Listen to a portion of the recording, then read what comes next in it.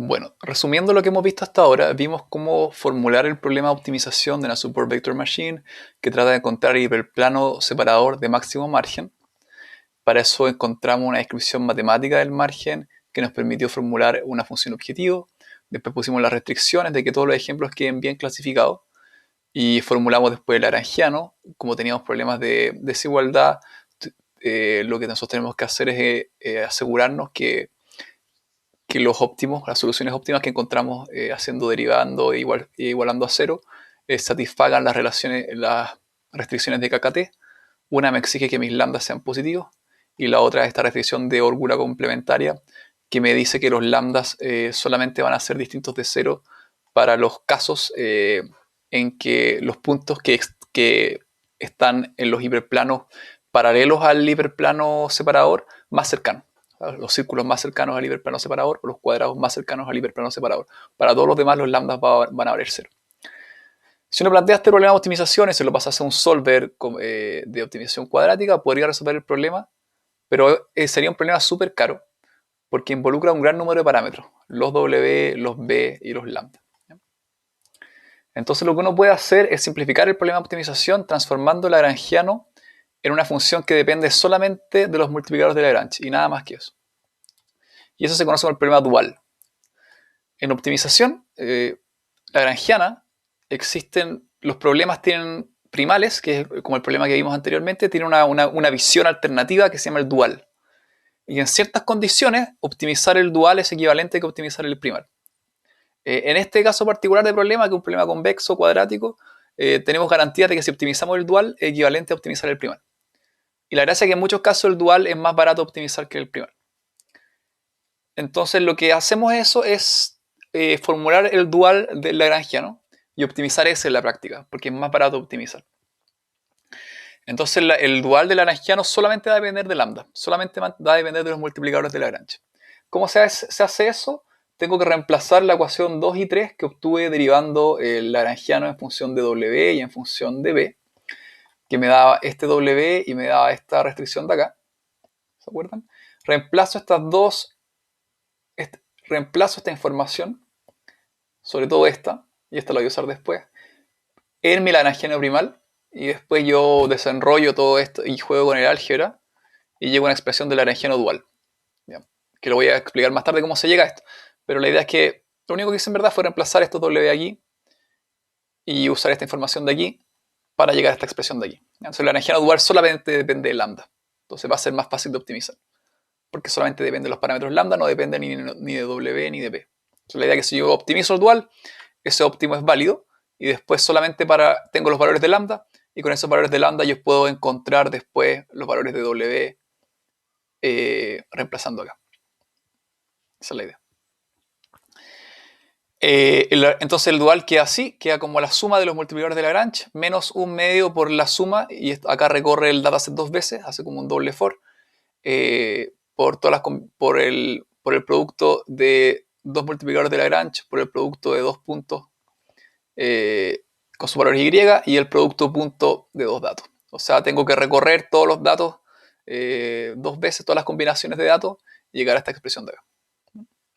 Y lo bonito del lagrangiano, que vamos a ver después por qué es tan bonito, es que al final depende solamente de un producto punto de pares de datos, ¿no? Y eso puede que ahora se vea marciano, pero más rato vamos a ver que eso nos va a permitir hacer cosas súper elegantes como resolver CDMs no lineales. Y ahora quería ver el álgebra de cómo llegamos de aquí a acá, que en verdad que esto no lo inventé, que es real. Este es nuestro lagrangiano primal. Lo único que estoy haciendo es que la norma al cuadrado es equivalente al producto punto, ¿ya? De un vector, es el traspuesto contra sí mismo. Entonces si este es el vector x1, x2, aquí sería x1, x2 por x1, x2, entonces sería x1 cuadrado más x2 al cuadrado.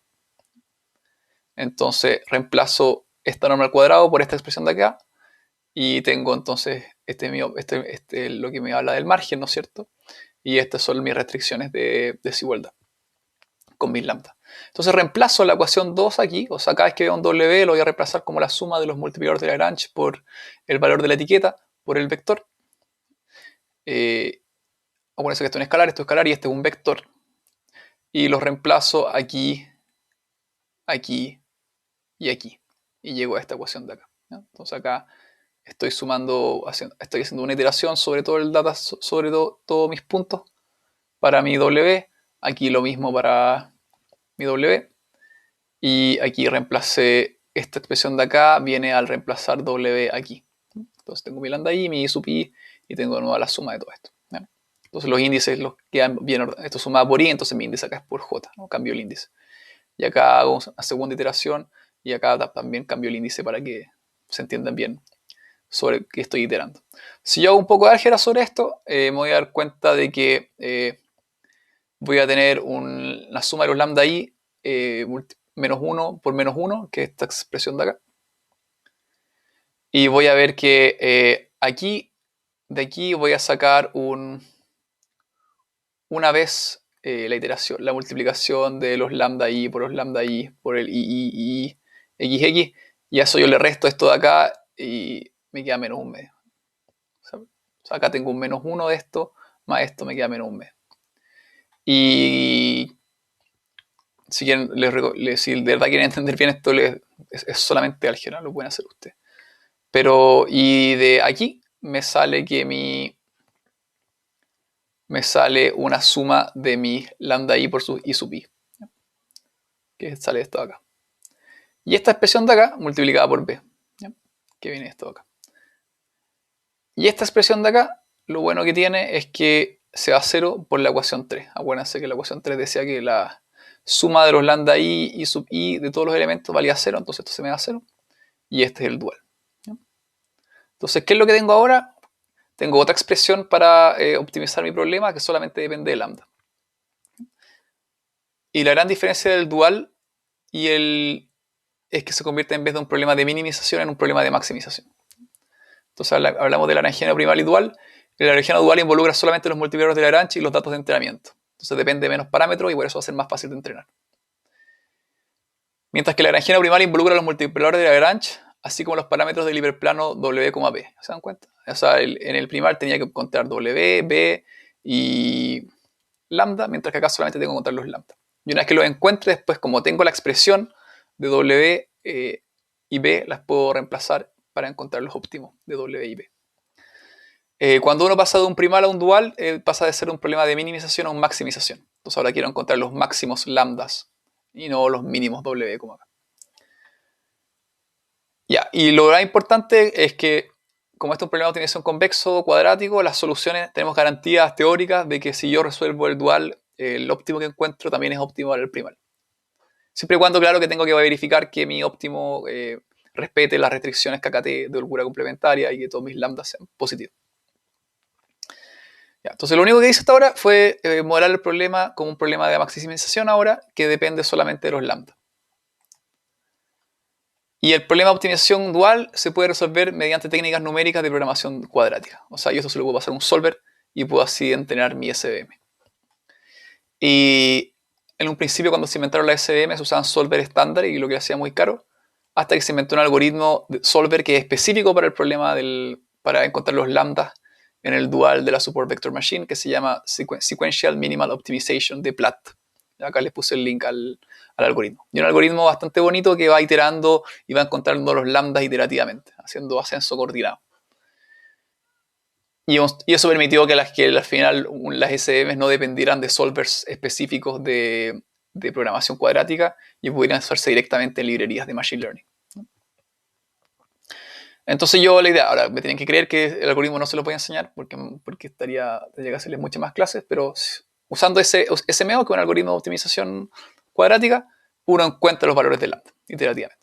Entonces una vez que uno encuentra los lambda óptimos, puede reemplazarlos, ¿no es cierto? Acuérdense que solamente son distintos de 0 para los vectores de soporte, que son menos, no son todo el dataset. Entonces no tengo que iterar sobre todo. Y entonces mi W lo puedo obtener iterando y multiplicando por lambda, por el valor de la etiqueta, más 1 menos 1, y por el valor del vector. Y si quiero obtener el valor de B, tendría que reemplazar lambda aquí y calcular el valor de B aquí. Les voy a explicar más ratito cómo se calcula B en verdad, porque ahí aparecen problemas de aproximación numérica.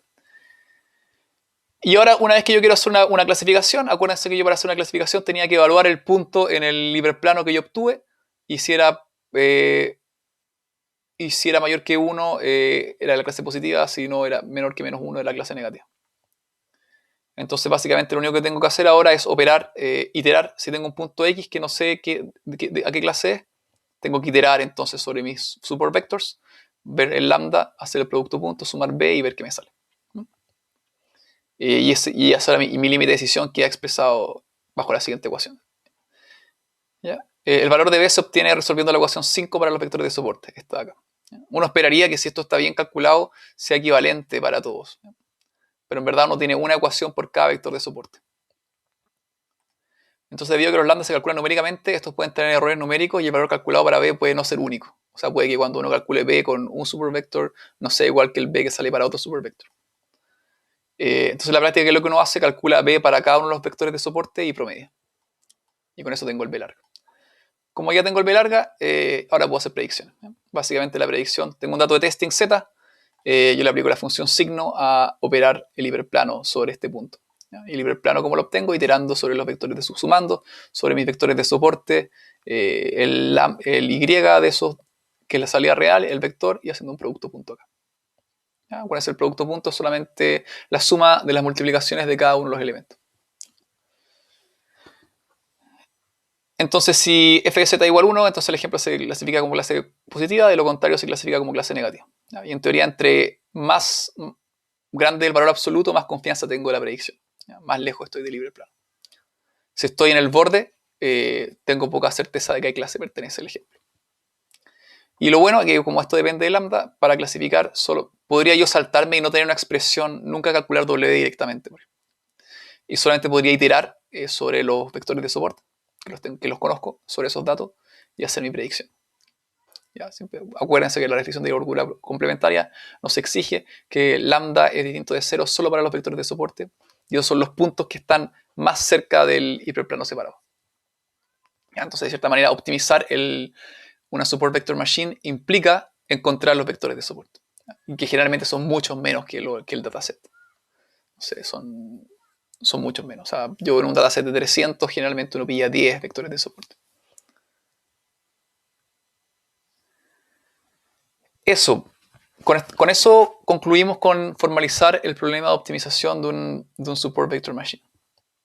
Entonces lo que viene a continuación es cómo primero restringir un poco las restricciones de la SVM para permitirle que se equivoque un poquito, que se llama una SVM de margen suave.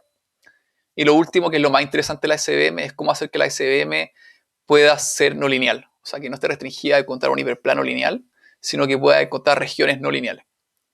Y eso se va a hacer con un truco que se llama el truco de kernel. Pero la parte más compleja y más densa de la SVM ya la pasamos. Así que podemos celebrar. Ya, veamos la SVM de margen suave, Soft Margin SVM.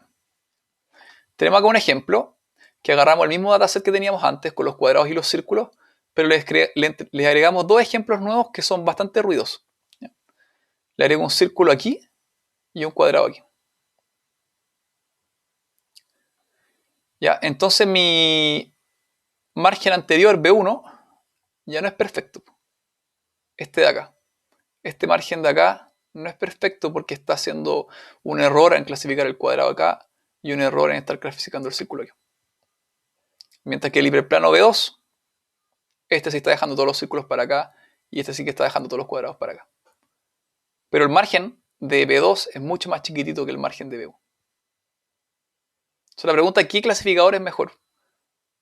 ¿Es mejor B1, que tiene un margen grande, pero hace un par de errores, que pueden ser ruido, outliers, o B2, que hace un margen mucho más chico, pero no hace ningún error sobre los datos de entrenamiento? ¿Qué creen ustedes que es mejor pensando la lógica de overfitting, generalización?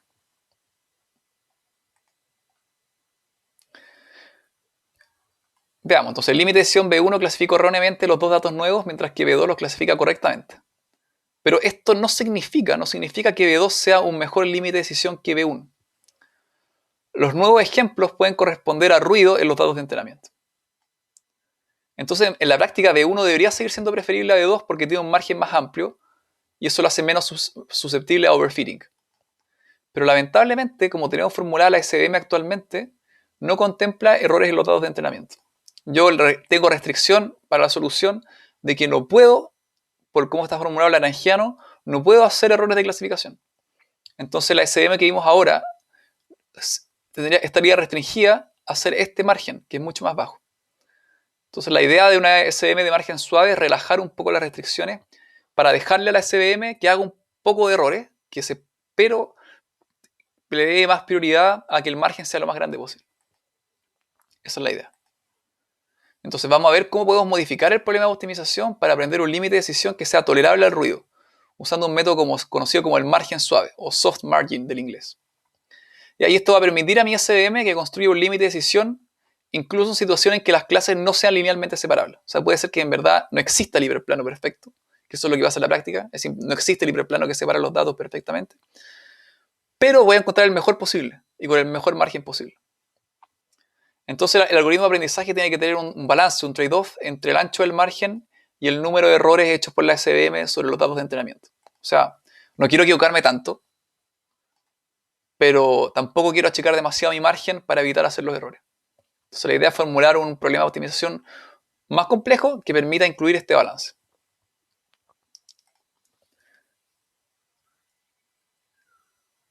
Entonces, está claro que el límite de decisión de B1 no satisface la restricción del problema original. Como modelamos la SVM aquí si uso B1, para este cuadrado y para este círculo no estaría satisfaciendo mis ecuaciones de desigualdad. Entonces tenemos que relajar estas ecuaciones para poder soportar datos no linealmente separables. Entonces, ¿qué es lo que se hace en optimización? Tengo que agregarle ciertas variables de holgura o slack variables, epsilon, a las restricciones del problema. Entonces yo ahora, en vez de este 1 de acá, tengo unos epsilon para los casos positivos y un epsilon para los casos negativos, que miden la cantidad de error que yo estoy haciendo del margen. Entonces representan la magnitud del error que yo estoy haciendo. Entonces ahora estoy permitiéndole, con esta restricción, con estas variables de holgura, que equivocarme un poco, hacer algunos errores en mi hiperplano separado. Pero tengo que pagar un costo, y eso tengo que ponerlo en mi función de optimización. Cada vez que me equivoque, tengo que pagar algún costo, porque quiero, obviamente, equivocarme lo menos posible. Entonces el problema de optimización primal se reformula con el siguiente objetivo. Tengo de nuevo esta idea de que el plano sea de margen máximo, que está acá, pero yo pago pero le permito con mis variables de holgura equivocarme con algunos ejemplos. ¿Ya? Cuando no me equivoco, epsilon vale 0, claro, pero puedo equivocarme. Y pago un costo C lineal por cada error que yo hago, que es un hiperparámetro que tengo que yo dar. Entonces, epsilon representa la magnitud del error para el ejemplo I, que puede ser un error positivo o negativo, depende si clasifica un cuadrado como círculo o un círculo como cuadrado. ¿No es cierto? Un falso positivo o un falso negativo. Y C va a ser un costo que nosotros vamos a pagar cada vez que hagamos un error. Entonces, si yo formulo este problema de optimización con estas variables de holgura, voy a permitir que mi SVM encuentre B1 en vez de B2. El único problema es que ahora C tengo que definirlo, que eso no es una variable que yo optimice, es un parámetro que tengo que darle, es un hiperparámetro. Entonces el valor del parámetro C se debe calibrar sobre un conjunto de datos independientes llamado de validación o haciendo cross-validation. O sea, en teoría, como no sabemos qué valor usar para C y depende del dataset, vamos a tener que entrenar una SVM muchas veces haciendo cross-validation o evaluándolo sobre un dataset independiente y vamos a quedarnos con el valor de C que haga menos error. Entonces, esto nos hace que sea más caro el entrenamiento. Pero una vez que yo formulo el problema de optimización de esta forma, puedo seguir igual que la versión anterior. O sea, puedo plantear el lagrangiano, puedo llegar al dual y después que dependa solamente de los lambda y verificar soluciones KKT y lo mismo. O sea, no voy a mostrar las ecuaciones en esta clase, pero la idea es que uno va a seguir la misma lógica, llega un nuevo sistema de ecuaciones y llega otro problema que se puede resolver con el algoritmo de SMO. Y eso son las SVM de margen suave. Entonces con eso terminamos de toda la parte de formular la SVM con un problema de optimización, los multiplicadores de Lagrange, los lambdas, y vimos el problema cómo hacer una SVM que sea de margen suave para casos no linealmente separables. Con eso terminamos la tercera parte de la clase y solo nos queda la última parte, que ahora hablar de las SVM no lineales.